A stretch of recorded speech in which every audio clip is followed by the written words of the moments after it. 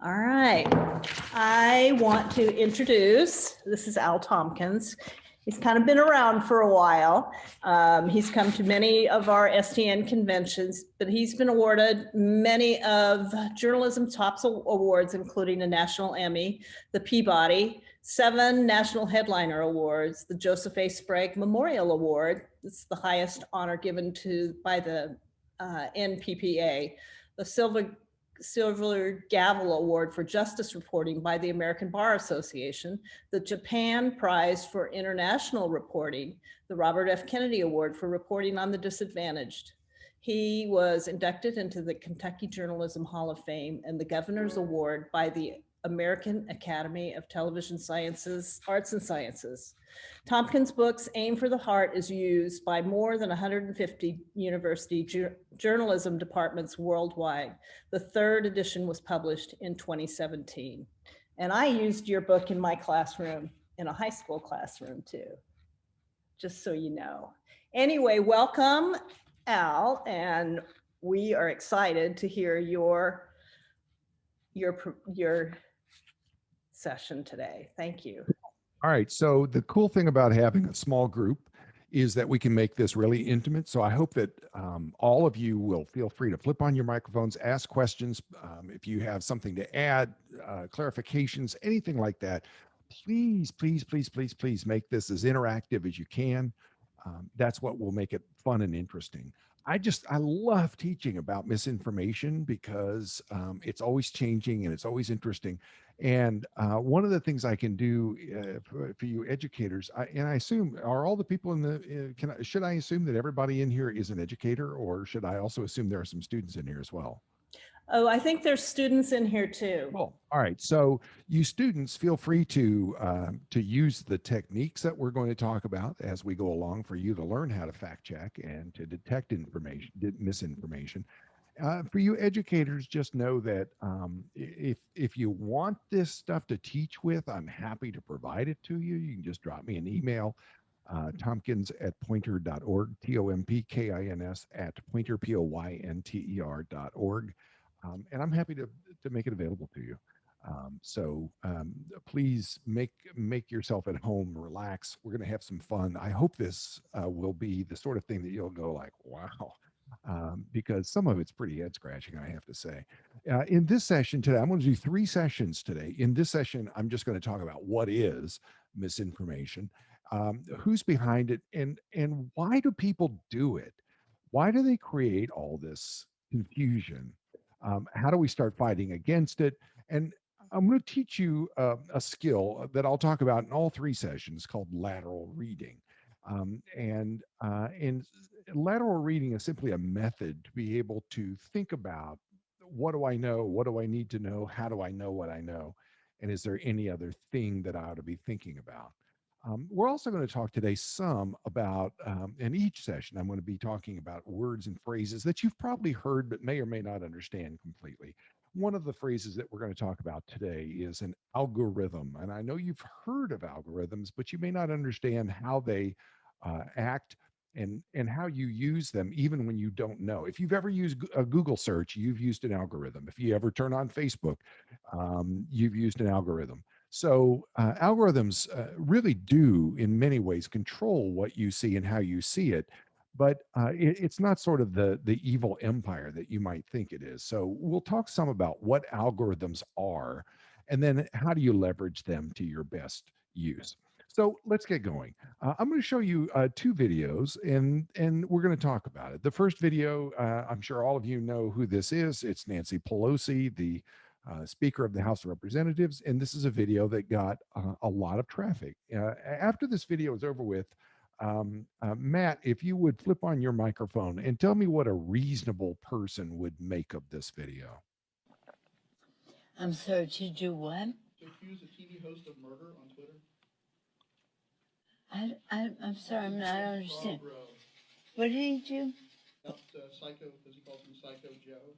Who are you talking about, Joe Scarborough? Yes. You're asking me about the approach. Matthew, what's your first impression of this video and of what the Speaker of the House is saying? It's hard for me to understand what she's saying. It sounds It sounds like she's a little bit out of sorts or confused. Yeah, at minimum, it sounds like that. And of course, there are various theories about her being an alcoholic and all sorts of things. Some people say, gosh, it sounds like she's having a stroke. Maybe she's just too old, blah, blah, blah. Um, Look, the Speaker of the House has no habit of showing publicly, of imbibing in any kind of alcoholic drink publicly. And so this would be totally out of character for her. But they clearly show this video of her appearing to be drinking something and then speaking in a very sort of convoluted way that. I'm sorry, to do what? To accuse a TV host of murder on Twitter. And this was at the Speaker's weekly press briefing. So this was a high profile live event that was, got a lot of live coverage and so on.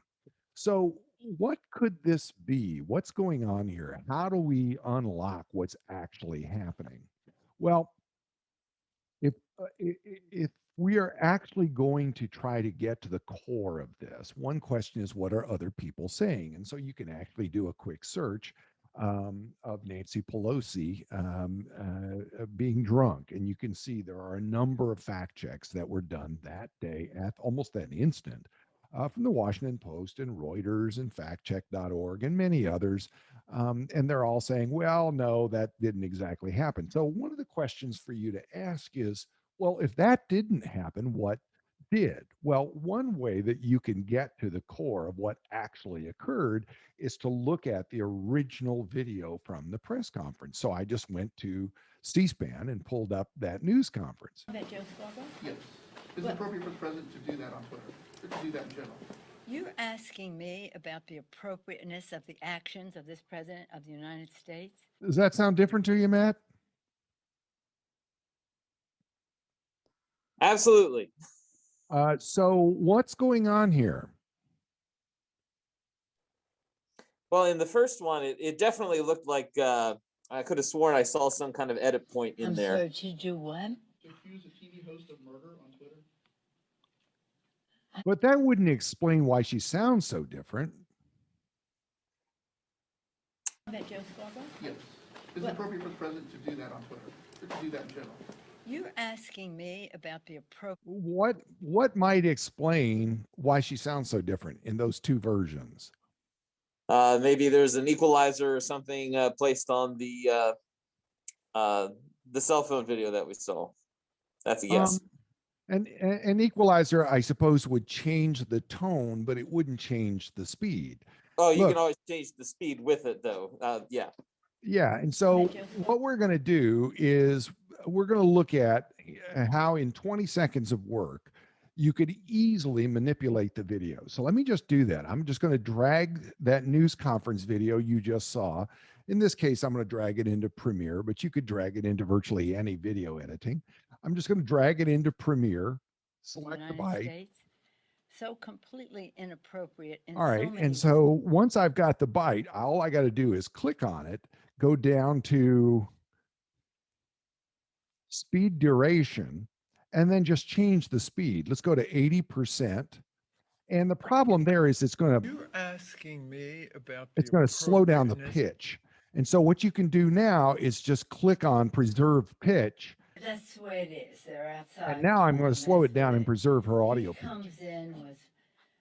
And so that's all you got to you do is if you want to slow something down, but you want to make it look like you haven't slowed it down by preserving the pitch and not sort of getting that really very obvious slow motion sound, then Adobe Premiere and others will all give you the ability to do that. So in a period of 15 or 20 seconds, I can take that soundbite, transform it into much slower speech, but make it virtually indetectable that that I've slowed it down. And then the only way you would know is if you were there and witnessed it, or if you went and looked at the original video from some place like C-SPAN, for example, that has 0 edits in it. But in the meantime, the rumor websites and so on, QAnon, all them, have already circulated this. They gotten well over 1 million views. It gets shared by people who want to believe or hope to believe that it's true. And the corrected version, the truth of it, moves much slower and in much smaller circles.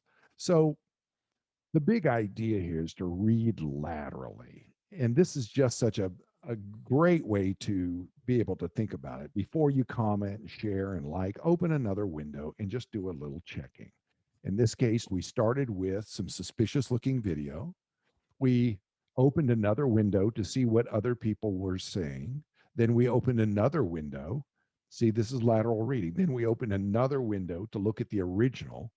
And we saw that what we started with clearly doesn't line up with what we find in the original video. It's really not that complicated. But it seems to be that it's the sort of thing that we have to teach. We have to say, where did that come from? Was that a source that I should respect? And how do they know what they know? I always say there's 4 main questions. What do we know? Well, what we know is that there's a video that seems to show the Speaker of the House slurring her words. What do we need to know? We need to know if it's real. We need to know when it occurred. We need to know what the circumstances were, and so on. How do we know what we know? All we know about that first video is that there is a video and it's getting a lot of traffic, but we don't know where did it come from. We don't know, for example, what reasons a person might have to fake that video and so on. So the fourth question is there any other way to look at this? And the answer is yes, of course there is. And that is that it didn't occur the way the manipulated video showed, and that the real video showed that she wasn't at all impaired. So why would they do such a thing? Why do fakers fake? Why does disinformation make its rounds? Well, there are lots of reasons. One is just to raise doubt. Fake information very often is placed in our path in order just to sort of say, do you really believe that? I mean, do you, uh, how can you be sure that those vaccines aren't really containing the microchips to follow you around every day and so on? Almost always, disinformation doesn't give you information. It just raises doubt about the information you have. There can be a financial motive, often is. Financial motives generally are pegged to traffic. So if I can generate enough traffic, for example, to a video, and you're talking about hundreds of thousands minimum for it to be worth anything, but it's certainly possible for you to be compensated financially if you can drive enough traffic to a video to make it financially worth your time. Distract from something else is a big motive for disinformation. So if I can get you to be focused on Nancy Pelosi, then you're not going to be focused on whatever else you might otherwise be focused on. So sometimes disinformation is just a way to get you to pay attention to this so that you're not paying attention to that. And look, disinformation sometimes, particularly when it comes from a foreign government, very often is just to cause chaos. It's to make you do something you ordinarily wouldn't be doing so that you can't be productive doing something else. So in my way of thinking, there are at least 4 main motives to raise doubt: a financial motive, distract something else, cause chaos. I suppose you could also have some sort of power grab going on here or something like that. But for me, all of that fits fairly cleanly into some or maybe more than one of these boxes. Ask yourself, why would someone do that? How would someone else profit by me misunderstanding that? And it gives you an insight into why people create all of this stuff. One big idea before you share a video or post: ask questions. Who's behind it? What's the evidence? What are other trustworthy sources saying? So, is it possible for something to be accurate and not true? Is it possible for something to be accurate and not true? So, Greg, I want you to throw your microphone on this time. Greg Dowski. Oh, Greg. Come on, Greg. How about Kelly? Kelly, can you throw your microphone on? Hello, Hi, Kelly. How are you? I'm fine. Where are you? I am in Hilo, Hawaii. Oh, look at you. Well, it's great to have you here. I love Hawaii. Been there many times. So we're going to look at a couple of photos, and I want you to tell me some answers here. So photo one, what are you looking at? I'm looking at a red apple. Okay. Is that a whole apple? Yes, it's a whole apple. Are you sure? Looks like a whole apple. Is there anything you don't know? Mm, maybe what kind of red apple? Well, I'd be so very impressed if you knew what kind of apple it was, but let's watch the screen.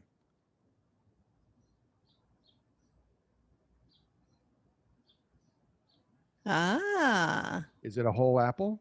no, it's not. So how did that happen that we did not know that part of the apple was missing? We didn't see the mirror at first. It looks like it was just on a table by itself. So was that first photo you saw an accurate photo? It was an accurate photo. Yeah, it was. It was an accurate photo, but was it the truth? No. So what's missing here, Kelly? Put it into words. Okay, we don't see the mirror at first, but once everything around it was revealed, we see the other side of that reflected apple. Perfect. One is fact, the other is truth. And there's a difference, and that is context. One is fact, the other is truth. It is factual that the apple was sitting there on the table, but it's not truthful that it's a whole apple. To know that, you have to have context. So accuracy plus context equals truth. It's possible for something to be accurate, but lack context.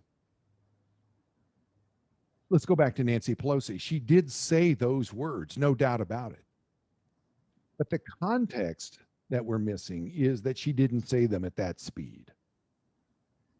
So it's possible for us to be able to quote her as saying these words, but without the context that it was a slowed down video, you would not have truth.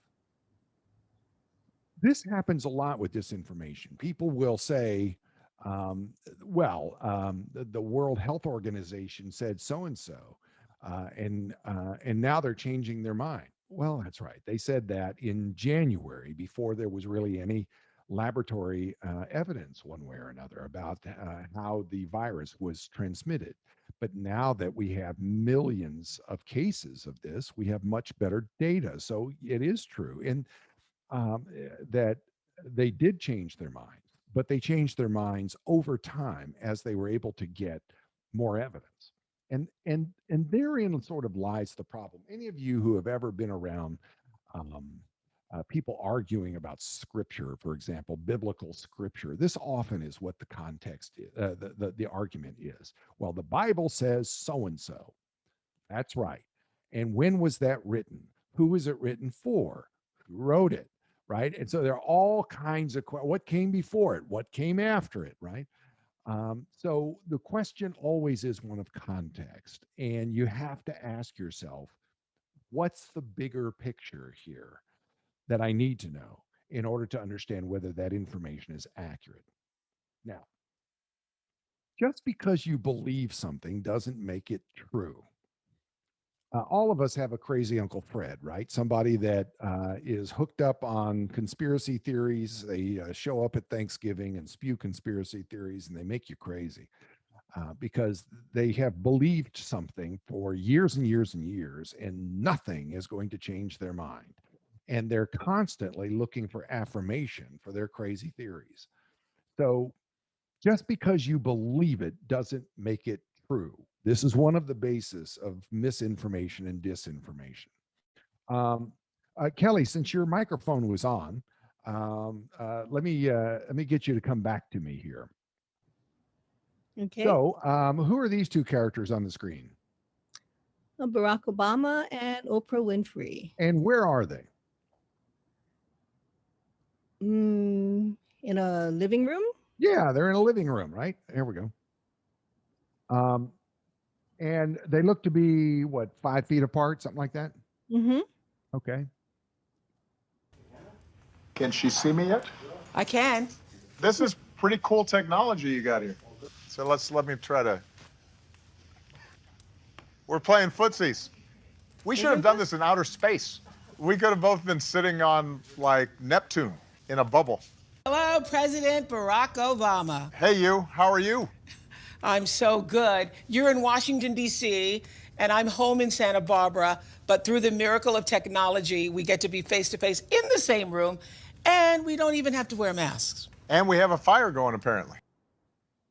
Kelly, what's going on here? Green screen. It's a green screen. And explain green screen to me. You can fill the background with whatever image that you'd like. Yeah. Yeah. A lot of people do that for Zoom now, right? They'll have an artificial background. They'll have a green screen and an artificial background, and it looks like they're sitting in front of the ocean or whatever.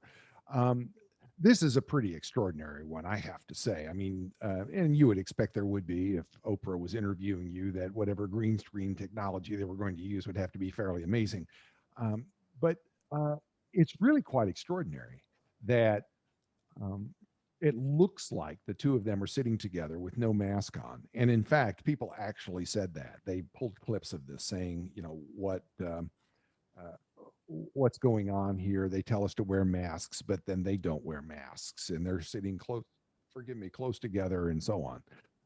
When in fact, they're you know, half the whole country away, coast to coast differences. This is completely possible to do now. And in the 3 sessions that I'll be with you later in part 3 this evening, I'll actually show you the future of this, which is just stunning. The ability to be able to make artificial intelligence humans that don't even exist, but you can make composite humans. And there is brand new software, by the way, that just got released about 2-3 weeks ago. That's now making it much easier to create these artificial composite humans.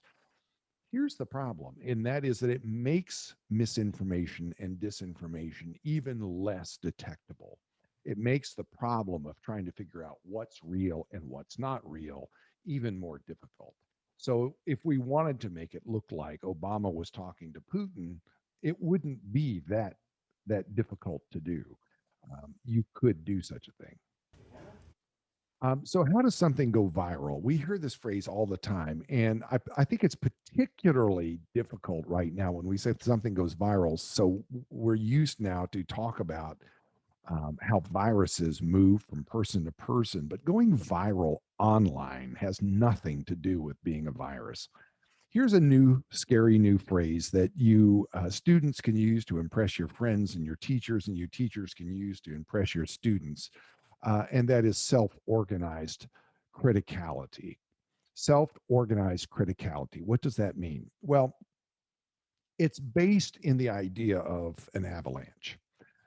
The avalanche theory is that there is something that happens.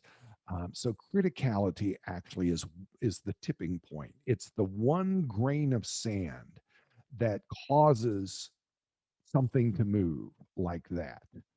And it's difficult sometimes to predict what the criticality is, but there is a criticality when it involves something, for example, like an email or a post or a social media post. So what is criticality? Criticality often is a super user who moves a message from obscurity to a full-blown avalanche. It could be something like Oprah or Barack Obama. It could be somebody like Justin Bieber. It could be somebody like Lady Gaga, somebody with millions and millions of followers, Donald Trump.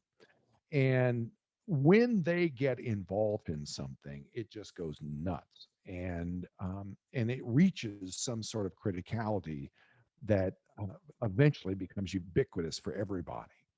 So that's what you need to understand about why things, quote, go viral. And that is that there's some sort of super user that happened. In the political world, it could be somebody like Matt Drudge in the Drudge Report. It could be somebody like Sean Hannity. Um, and it obviously on the in the sports world, it could be, you know, a major sports figure of some sort.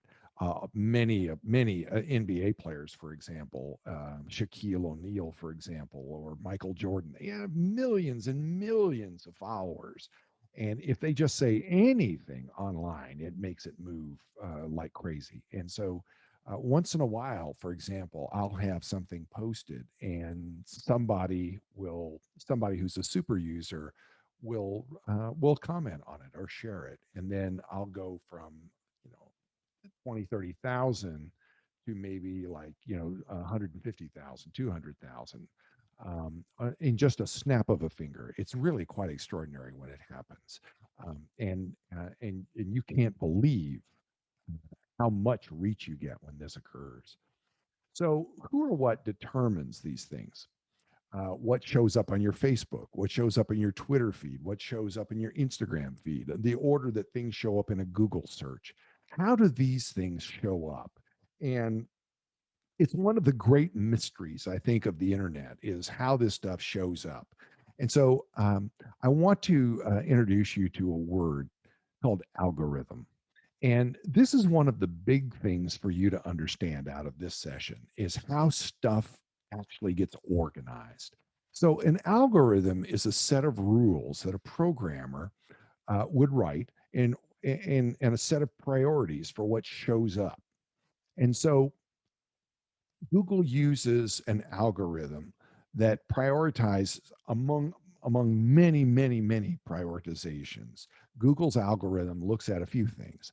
One, the source. So if it ends in a .gov or it ends in a .edu, it gets the highest priority in a Google search because Google calculates that those must be the most reliable sources.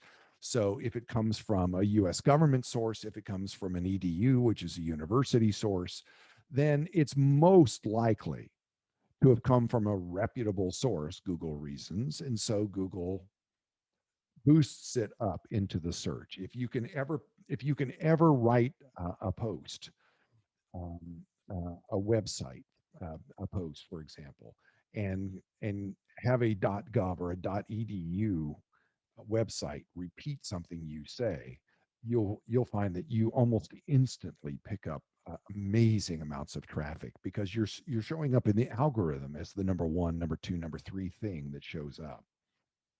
Popularity is a big part of Google's algorithm.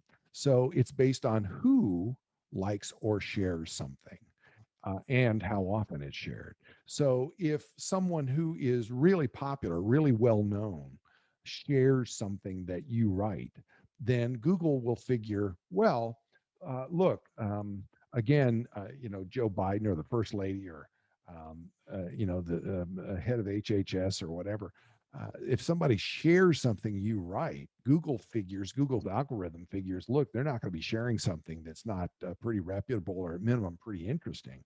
So it's also going to get boosted. This is one reason why it's so important for you, if you want the world to see your work, to get people to like, share, or comment. Sharing, particularly, sharing is like the highest compliment you can show to a piece of online content because it says to your followers, it says to the people who pay attention to the things you say and do, that this is something that you're really going to want to see.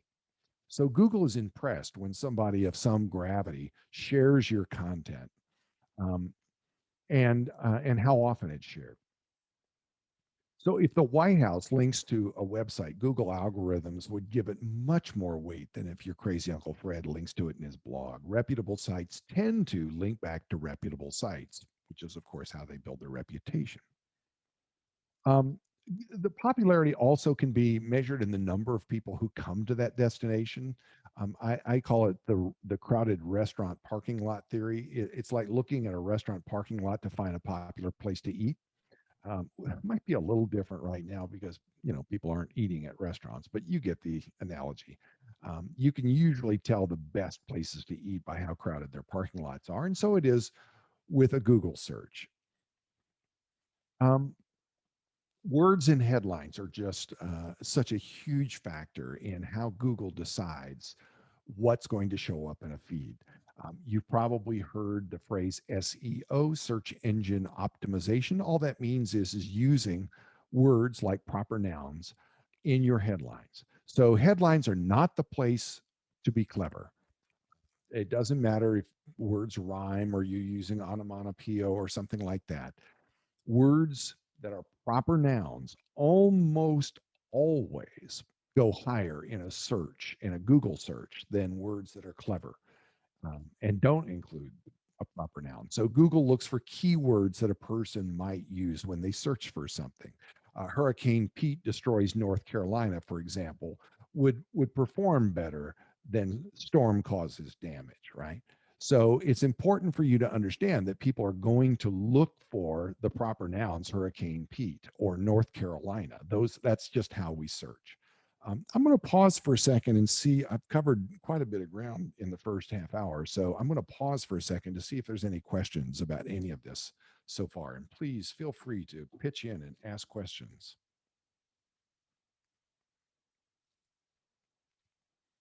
I don't know if anybody's monitoring the chat.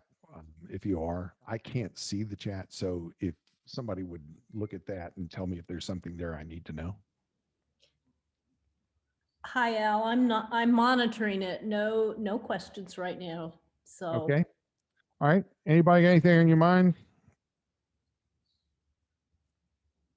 Oh, Matthew says that this is great. All right, so let's plow forward then, and sort of use what we're learning here.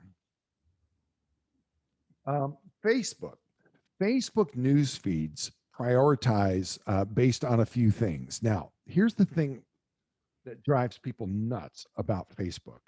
And to a lesser extent, Instagram, but Instagram's not as quirky about these things as Facebook is. Facebook actually looks at a few different priorities. One is who the user typically interacts with. So friends and family, people that you react with most often show up the highest. So if you wonder, gosh, how come all these other people who I'm friends with on Facebook, their stuff doesn't show up in my feed? And the answer is because you don't interact with them very much. The ones you interact with are the ones who show up highest in your feed. Well, why is that? Because Facebook's trying to intuit what you want the most. And it's trying to intuit who you prioritize by who you interact with most. What do I mean by interacting? Who you comment on, who you share, who you like. And when I say like, I mean any of the emoticons that you have there. So if you comment, if you like, if you share something on Facebook, then it's going to say, wow, that's something you're really interested in. And it will show that up into your feed much, much higher than other content.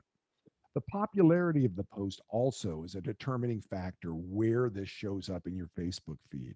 So shares, likes, comments indicate how good the content is. A new emphasis on this started in 2019, and it seems to have given weight to conspiracy and controversy because they cause so much reaction. So the reason that so many controversy and conspiracy things show up in your Facebook page is because people react to it, even if they say it makes them angry, or even if they're reacting by saying in the comments, this is nonsense. It's still a reaction. And so Facebook says, look, anything that's important enough for you to react to, even if it's negative, still says that it was important to you. And so it gets rewarded basically for eliciting a comment. Shares, likes, and comments are critically important. So likes are the least important of the three, very important, but the least important of these three. And by likes, I mean any of the emoticons. So you can hit any of the emoticons and it will show up as a like. A comment obviously is what it seems like. A share is when you share to your feed or to some other place. Share is by far the most important of the three. But if you use those words, share, like, or comment in your post, that is to say, share this with your friends, or like this so that you can increase this standing on Facebook, then what will happen is Facebook will take your post down. It will penalize you, and it won't tell you that it's done that. So there are penalizing words and phrases that Facebook detects by using artificial intelligence, and it's constantly scanning, and it's looking for whether or not you are trying to mess up their algorithms by encouraging people to like, share, or comment. It wants these things to happen organically. So it will also penalize you if you use things like, if you use words like watch or buy or bid, like buy this at my store, you can come to it here. Why would they penalize that? Because Facebook says that's an advertisement. And if you want to advertise, they'd be glad to sell it to you, but they're not here for your advertisement. They're here to engage people in conversation. So it's actually looking for phrases and words like that that will penalize your post. Most people don't have any idea that's the way it works, but it does. The type of media post is a big deal. So it's almost true now that in order to show up in a feed with any kind of esteem, you have to have a photo, you have to have video, or or a link to something. So video ranges higher than photos. Photos are higher than graphics. Photo galleries are higher than individual photos. High def videos that are over 3 minutes long get the highest standing. Live is the highest of all. So the content actually does have sort of a pecking order. Facebook encourages you, rewards you if you go live. Why would they do that? Because Facebook knows that engagement on live videos is more than 2 times longer than engagement on recorded videos. It also knows that engagement on original content that it's in full high definition is higher than in lower definition shorter videos. So the whole idea of shorter videos at one point was sort of standard. The idea that you would have less than 1 minute of video. Well, Facebook wants you to have longer than 3 minutes. Again, why? Remember, Facebook fundamentally is in the business of advertising. That's how they make their money. And so if they can keep people on the website longer, there's greater opportunity for them to display more advertising. So it's important for you to understand how all of this gets monetized. If you post a post and it does not have a photo, if it does not have video, if it does not have live, then you're probably not going to be seen by very many people, if anybody at all. That's why photos and videos and live are so important. You've got to think visually when you think about social media. So what's all this got to do with misinformation and disinformation? A lot, because the people who post it know that they have to post photos and videos in order to be able to show up in people's feeds. And so they do. Very often they will use videos and photos that are made up, that are altered, that are false videos. And they will do that even if they suspect that you will detect it as being a false video. The fact is it still showed up in your feed. And the fact that you commented on it and said that it's probably false gives them more standing on your Facebook feed. Facebook recently placed new weight on a few things. One, as I said, video that's longer than 3 minutes. This is really very curious and interesting to us because we know that Facebook counts a video as having been watched if anybody watching it has watched more than 7 seconds. So 7 seconds counts as a view. Why 7 seconds? Well, it used to be 5. Why so short? Because on the average, that's how long it takes for you to scroll past something. And so Facebook calculates that you viewed that even if you didn't stop to watch it. And Advertisers don't like this at all. Advertisers want a much longer number, maybe 15 or 20 seconds, but they don't get that. They get 7. So a view, if someone says, gosh, I got, 15,000 views. Well, all that means is that 15,000 people at minimum scrolled past it.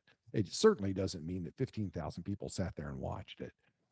And a lot of people will have you believe that they've had that many people watch it. It doesn't mean that at all. It just means they were exposed to it. Now, you can go into analytics and see what the completion rate is, but it won't be anything close to 100%.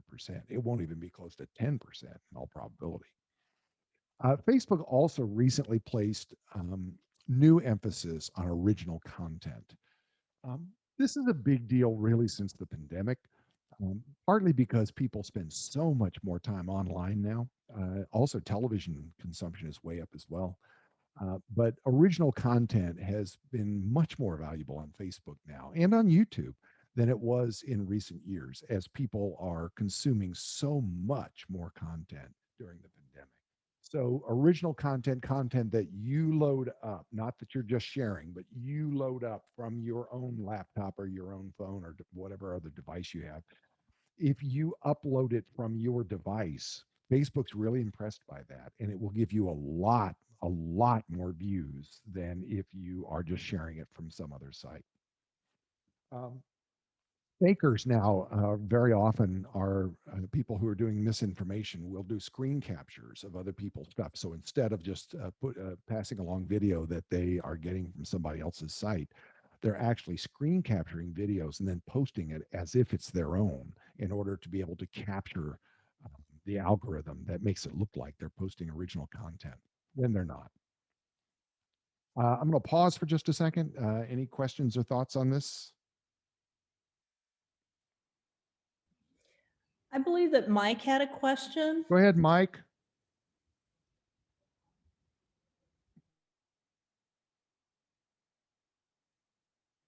Hiya, Mike. You there? Hi. Yeah, sorry about that. Can you just talk about the algorithm? YouTube videos, and you talked a little bit about it just now, but the YouTube videos usually don't play well on Facebook or never have for that reason. Has that changed at all? Particularly with their new, 3 minutes and longer video or 5 minute longer video? Well, Facebook prefers that you load it directly onto their servers. Now, there's a real reason why, is because of the terms of use, right? When you load something on Facebook, by the terms of their use, they own the copyright.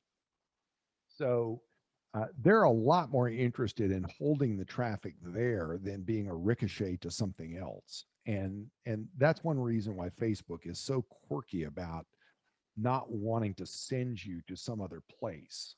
The other is that if if what you're trying to do is ricochet me off to some other place, then just buy an ad for that. They're not really interested in that. They're in the business of holding you on their site. And so they make it as difficult as possible to send you somewhere else. They want to hold you where they are. Does that make sense to you, Mike? Yeah, that's what I thought. I just didn't know if anything had really changed recently, but we don't usually get a lot of YouTube traction on Facebook. No, and you're not. Well, yeah, you might. If there's no reason not to send somebody to Facebook. It's from a user point of view, it's just another click, and so it's annoying. People don't like being sent from place to place to place. They want to be able to watch it on whatever it is they're on. So it's annoying, particularly if you have a pre-roll or something like that at the front of it. We know that that for every 10 seconds it takes to get to your content, you lose about 18% of your listeners and viewers. So a 30-second ad guarantees that you'll lose well over a quarter of your audience before you ever get to the content. If there's any kind of delay that happens in addition to that, you just keep shredding the number of people who really want to watch, who clicked on you intending to watch. So it's important to understand that people are really passionate about wanting to get the content. And that's one reason why Facebook says, look, just put it on our site so people don't have to click off and wait to get their content. All right. Facebook also penalizes you if you link to things that are banned content, copyrighted stuff like music, video, stuff like that. Offensive but not banned content, photos and such as that. Facebook is constantly looking for that, and it has artificial intelligence that's scanning for things that look like nudity, and they have a library of phrases and swear words and so on. It's constantly trying to monitor for. It's also always monitoring for misleading health information. If it looks for words like cures, if it looks for words like COVID, it's constantly looking for those things to see if this is something that they want to ban, and they're pretty quick trigger finger on that. Material that's been flagged by algorithms or humans, it does in fact use humans. It partners with about 50 fact-checking organizations using a number of different languages to flag false or manipulated content. So there's no one way that Facebook is looking for content. There are humans. There are humans who are part of other organizations. Many of them are part of what's called the International Fact-Checking Network, and then others that they contract with. And then there are, of course, artificial intelligence constantly looking. It's not possible to have enough humans to be able to look at every piece of content before it goes to the public. It's just not possible. So they have to have a number of different ways for you to be able to trust this material. Misinformation is then not going viral. It spreads because it's exploited by the algorithms. It's had one or more super users to push it. It's created a conversation and sharing, which has gotten rewarded by the algorithms. The post most likely was search engine friendly. That is to say, it almost always has to include a proper noun so that the search engines can recognize what you're looking for. Well, what about this idea of disinformation for profit? This is a very unusual case. It's out of California, out of Los Angeles, and a television station, KTLA in Los Angeles, was doing a story. For the second time in the last few weeks, we're hearing about. This is actually a clip from CBS Morning News. For the second time in the last few weeks, we're hearing about someone flying a jetpack near one of our busiest airports. And I get that, of course, it's a threat to pilots, but what about the jetpack guy? Now, there's no photo evidence of this jetpack Iron Man guy using VFX. So let me tell you what you're about to see here. There was a story that bubbled up that there was some guy on a jetpack, and there was video. There's some guy on a jetpack who's flying around LAX, and there's this video that allegedly was this guy on the jetpack.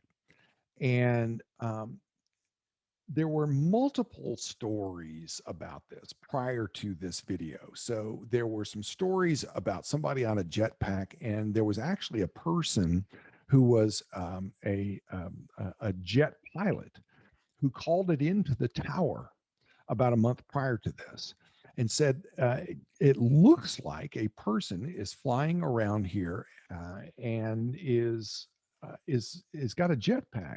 And they were at an incredible altitude. It wasn't like 500 feet off the ground. I mean, it was thousands of feet off the ground. And so it started these rumors around about whether or not it could be possible for there to be a person with a jetpack flying around LAX. So what you're about to see here is an edited version of something that I've put together so that you don't have to endure the whole thing. But I'm going to put together this edited version of something. And before you watch it, let me explain what you're going to see. There are these fraudsters. This guy is one of them. And what these guys did is they are the ones who created that video of the jetpack guy. It's fake video.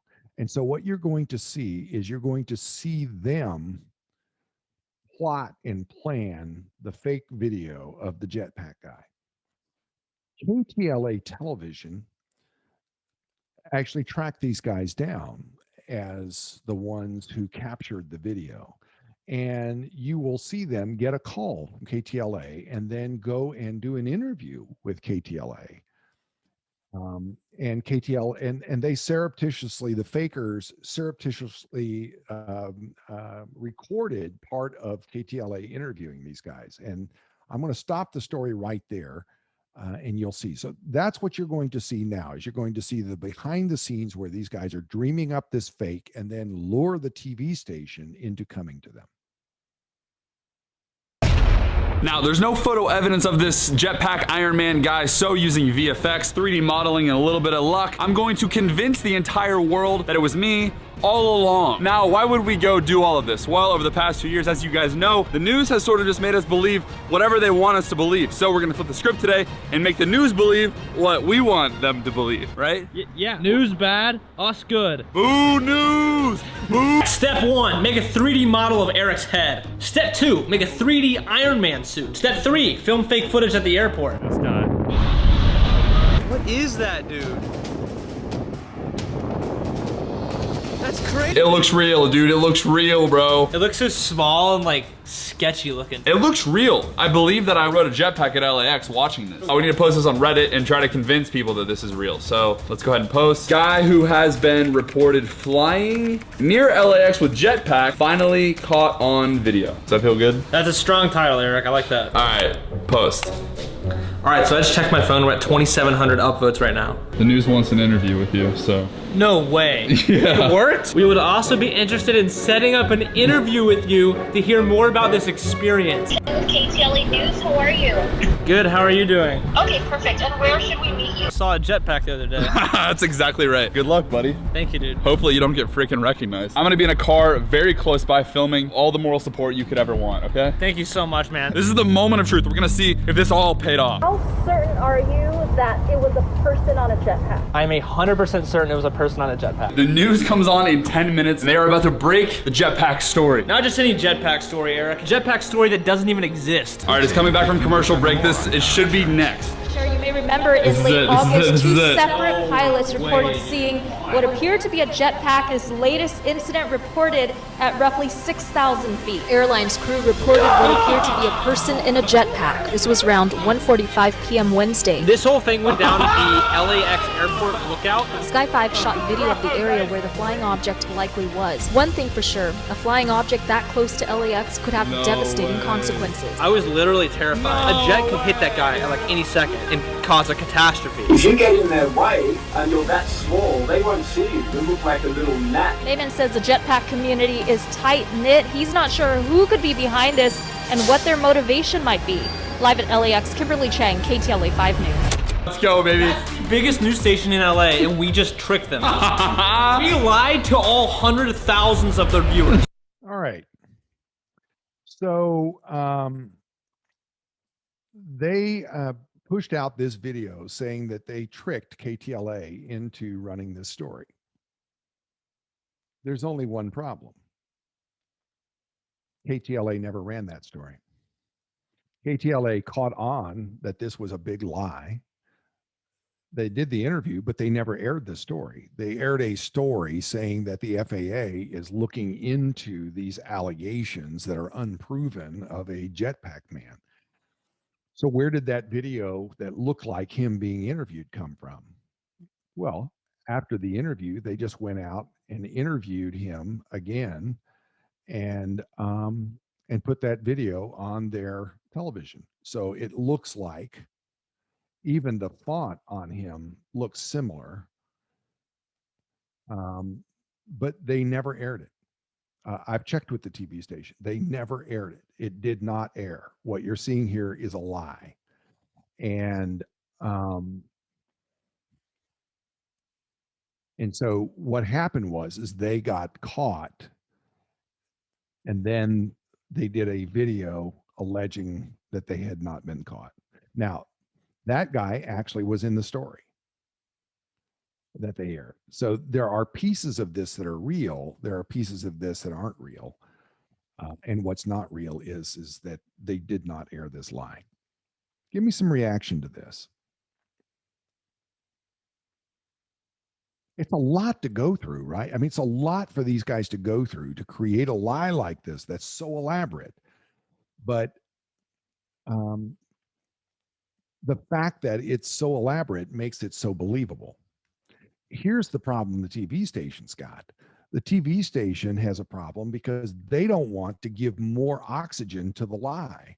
So their problem was, if we do a story saying that this social media post is a lie, then what they do is bring more publicity to the disinformation. And so the TV station chose not to do a story on the fact that these guys are liars and that the video was fake. They just didn't use the video. CBS News and a few others used the video, but they didn't. So the TV station never aired the video or the interview or the fake video, but they got blamed for it. And the fact of the matter is, and by the way, I have the story that actually aired. I'll play a little piece of this just so you can see that it didn't happen that way. In late August, 2 separate pilots reported seeing what appeared to be a jetpack at around 3,000 feet. This latest incident reported at roughly 6,000 feet. Flying object, was it a UAV or was it a jetpack? A large jetpack. A China Airlines crew reported what appeared to be a person in a jetpack flying at 6,000 feet, roughly 7 miles northwest of LAX. This was around 1:45 p.m. Wednesday. Do that, send shivers down the back of my neck. So David Mayman, what they end up doing is saying that, yeah, there is a tiny little jetpack community in that area, but everybody knows everybody, and there's no possible way that they would go 6,000 feet. It's just not possible. There's not enough fuel in a jetpack to get you to 6,000 feet. You would run out of fuel before you ever got there. So it's just not possible. And as you can see, this is the original story. There is no video of that guy in that story. If a plane can hit him. Anyway, it's not possible for you to have a jetpack with a person on there. The best guess in this story is that it's probably a drone with like a kite on it that looks like a human, and that the drone is flying at an altitude, but it doesn't have any real weight on it because it's just a kite that looks like a human. That's probably what it is. After this whole episode, it was never seen again. So what do we learn here? There was a saying that we used to go by, that seeing is believing, but now seeing isn't enough. The only thing you can believe is the stuff that you actually do some checking on. And there's great harm and damage that comes when you repeat something and you lend your name and your reputation to that, even when you're saying, look, we're not even sure if this is true. It's like repeating a rumor that you don't know to be true, but you're saying, I don't know if this is true. Well, the fact is you've repeated it. And so fakers didn't get what they wanted in this case. So they produced a fake video and posted it on Facebook. They've gathered more than 400,000 views within 24 hours. And so they were able to do exactly what they wanted, and that was generate a lot of traffic, which for them has the potential of generating a few things. One, paid subscribers, and two, some remuneration from Facebook. So for them, it was well worth the effort, even though it was a blatant all-out lie.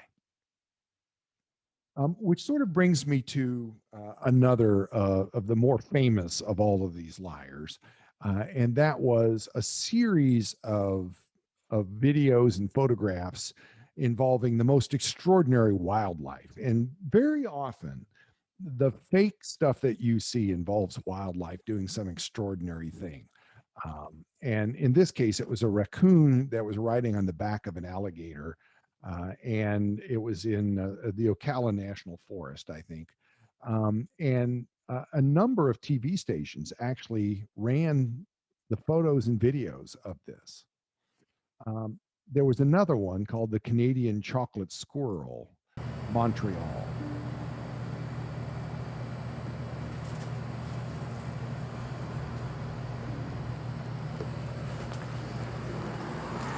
And the most famous of all, there were two famous rats. One of them was called Selfie Rat. Selfie Rat allegedly would crawl up on people who were sitting passed out on the street and would jump up on them if they had a cell phone and take a picture of himself. So there were a number of photographs of this rat that had crawled up on somebody. And then the most famous rat of all is a rat named Pizza Rat, who allegedly dragged a slice of pizza down the stairs at the New York subway. It's the viral sensation known as Pizza Rat.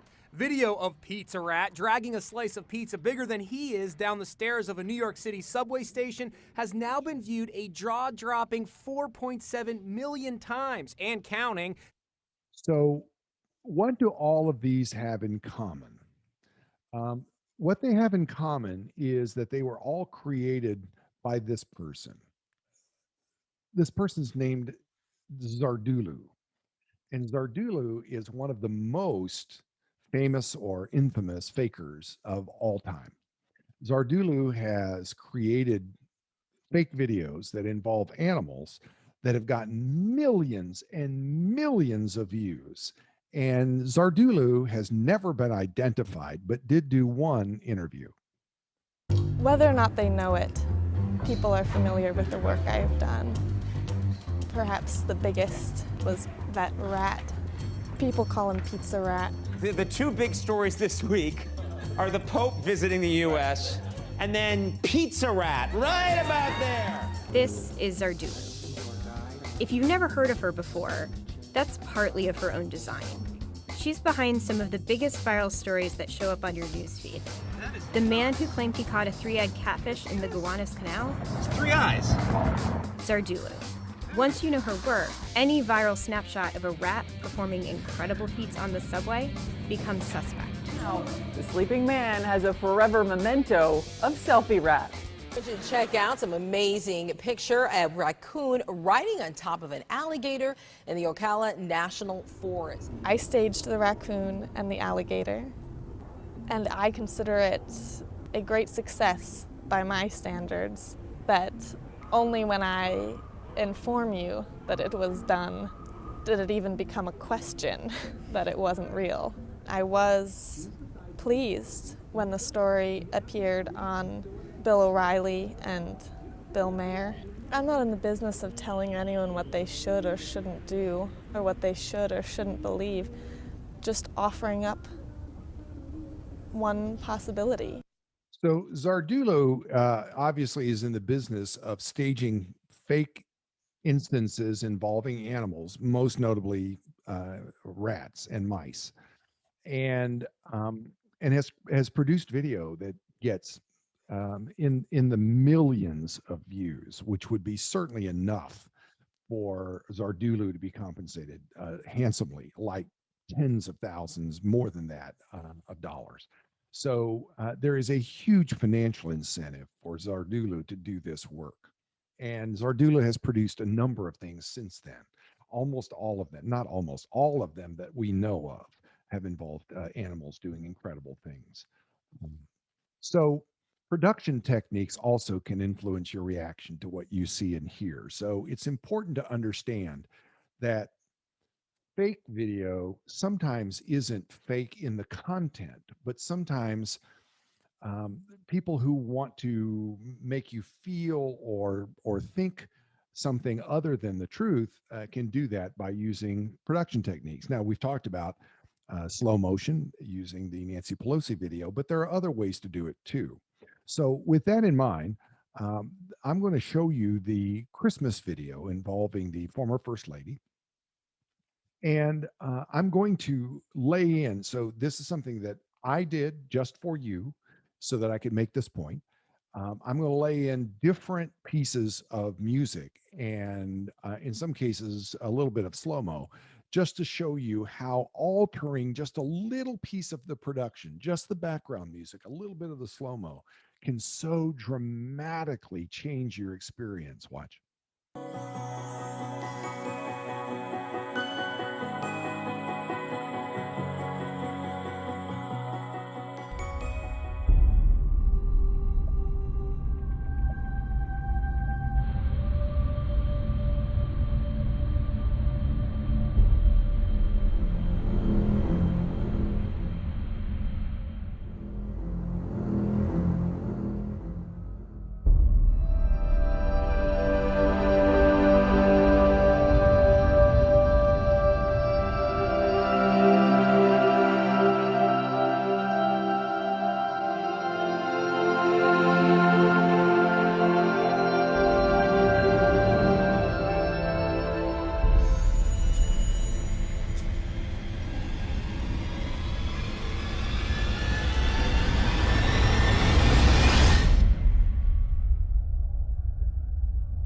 what did each of those pieces of music do for you? How did the music change the way you came to feel about what you were looking at?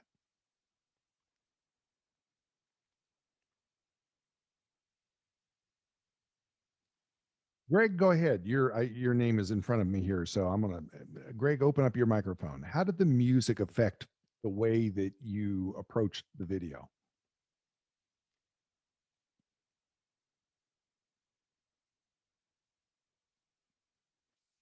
Come on, Greg.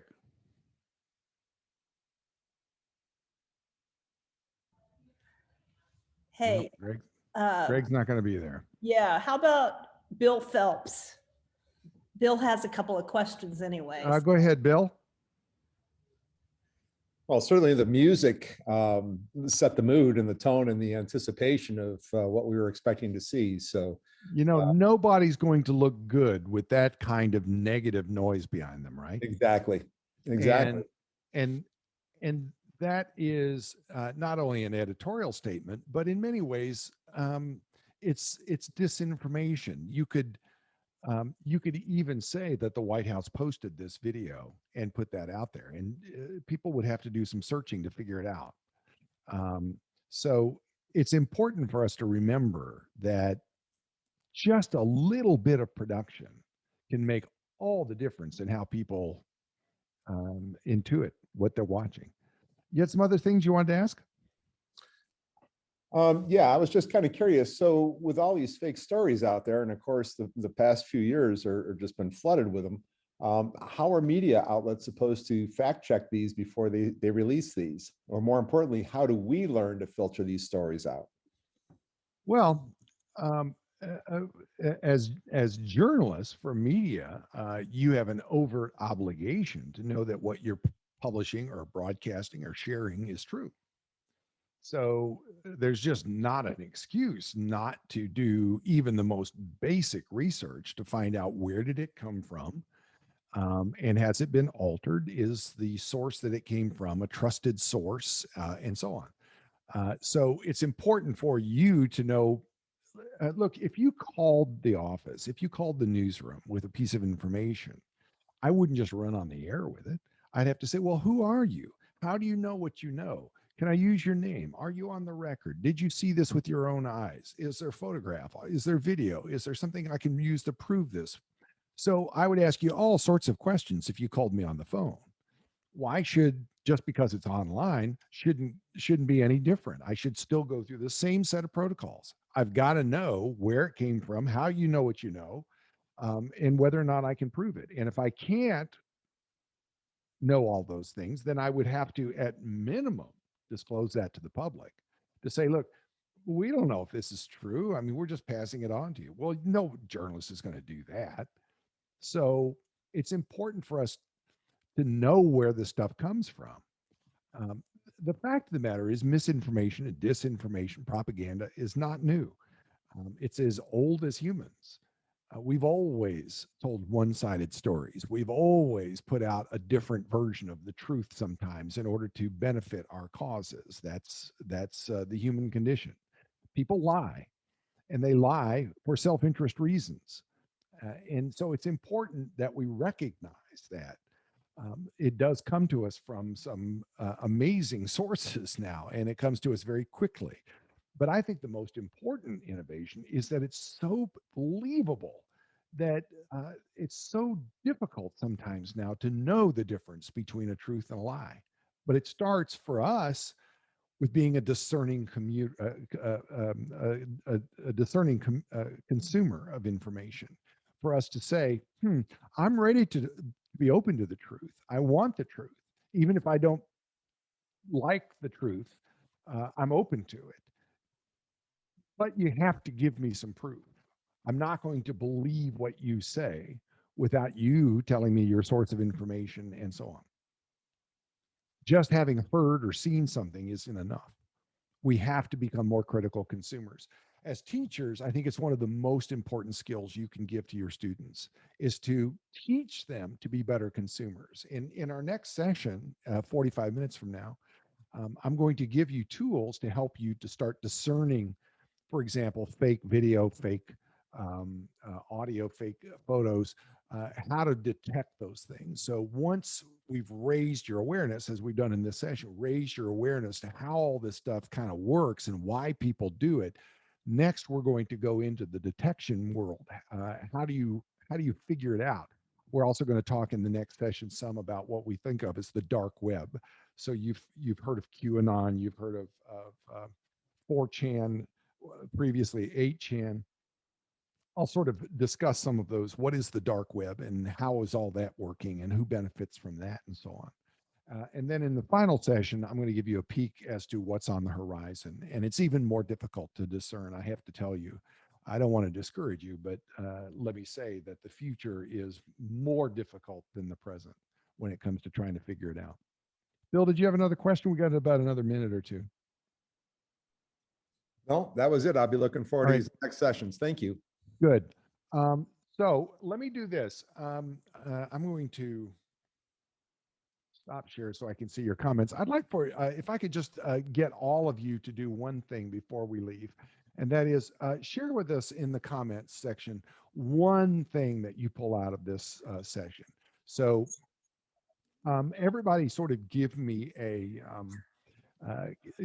what are you taking out of this conversation? All of you give me like a 1 or 2 liner. What do you take out of this conversation? What did you learn today in school? I used to ask my kids that question all the time when they would come home from school. I would say, well, what'd you learn today? So that's what I'm asking you in the chat box there. If you would just type one thing that you pull out of this conversation.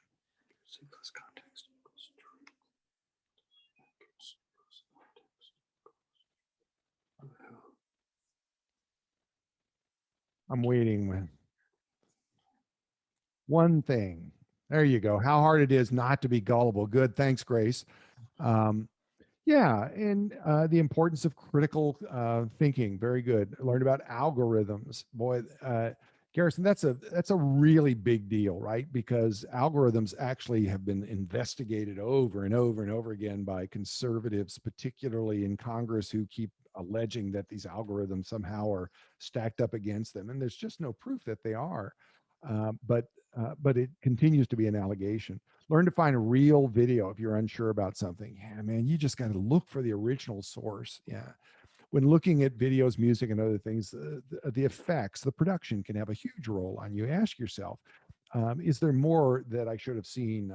How did the editing affect the way I saw this, and so on? I learned that what you believe is not always the truth. That's true. That what you believe is not always true. Let's be open to truth, even if it's not convenient for us. Let's be open to truth, even if it's not what I want it to be. There's a difference between being cynical and being skeptical. Cynicism means you don't believe anything. Everybody's a liar. I don't believe anything. I only trust myself. Skepticism is very different. Skepticism means if you can prove it to me, I could be open to it. And what I'm encouraging you teachers to teach your students is be skeptical. Ask, how do we know that? Where's the proof of that? Could we replicate that? The scientific method, right, of replicating results. That's what I want you to do, is to become skeptical. I don't know about that, but not cynical. I don't believe anything. I just don't. Everybody's a liar. That doesn't help anyone for you to be cynical, but it does help all of us for you to be skeptical if you're open to a new truth. So in 45 minutes, I'll be back. The next session is a really fun session because we're going to dive into fake photos and videos. I'll show you how to detect those using some really awesome tools, and then we'll take a little walk on the side of the